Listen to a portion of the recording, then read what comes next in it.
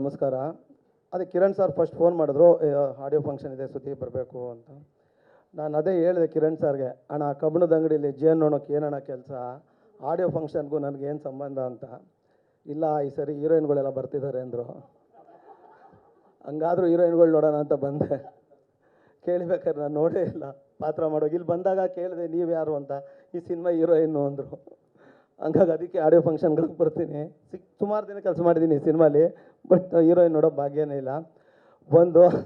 ಆಮೇಲೆ ತುಂಬ ಚೆನ್ನಾಗಿದೆ ಹಾಡು, ತುಂಬ ಖುಷಿ ಆಯಿತು ನನಗೆ. ಇದಕ್ಕಿಂತ ನಾನೇ ಬೇಕಿದ್ದ ಸಾಂಗ್ ತುಂಬ ಇಷ್ಟ. ಯಾಕೆ ಅಂದರೆ ಅದು ಎಲ್ಲರಿಗೂ ಏನನ್ಸುತ್ತೆ ಅದು ಪ್ಯಾಥೋ ಸಾಂಗ್ ಅಂತ, ಬಟ್ ವಿಲನ್ಗಳು as a villain point of view ಅಲ್ಲಿ ಅದೇ ನಮ್ಗೊಂಥರ ಸಂಭ್ರಮಿಸೋವಂಥ ಸಾಂಗು. ನಮಗೆ ಹೀರೋಯಿನ್ ಒಟ್ಟಿಗೆ ಇರೋದು ನೋಡೋಕ್ಕಾಗಲ್ಲ, ಹೊಟ್ಟೆ ಉರಿ. ನೀವು ಯಾವುದೇ ಕಥೆಗಳು ನೋಡಿ, ಹೀರೋಯಿನ್ ಆ್ಯಕ್ಚುಲಿ ವಿಲನ್ ಅತ್ತೆ ಮಗಳು, ವಿಲನ್ ಅಕ್ಕನ ಮಗಳು, ಅಥವಾ ವಿಲನ್ ಜೊತೆ ಎಂಗೇಜ್ಮೆಂಟ್ ಆಗಿರೋ ಹುಡುಗಿ ಇರ್ತಾರೆ, ಆದರೆ ಮದುವೆ ಆಗಕ್ಕೆ ಬಿಡಲ್ಲ. ಹಂಗೆ ಇದರಲ್ಲೂ ಒಂದು ಒಳ್ಳೆ ಪಾತ್ರ. ನಾನು ಮತ್ತು ಹೀರೋಯಿನ್ ಅವ್ರ ತಂದೆ ಎಲ್ಲ ಒಟ್ಟಿಗೆ ಕೆಲಸ ಮಾಡ್ತಾಯಿರ್ತೀವಿ. ನಮಗೆ ತುಂಬ ಪರಿಚಯಸ್ಥರು ಹುಡುಗಿನೇ ಈ ಸಿನಿಮಾಲಿ ಹೀರೋಯಿನು. ಅಷ್ಟರಲ್ಲಿ ವೆಲ್ಡಿಂಗ್ ಶೋ ಅವ್ರು ಬಂದು ಟಾಕ ಹಾಕ್ತಾರೆ, ಸಿಗಲ್ಲ ನಮಗೆ.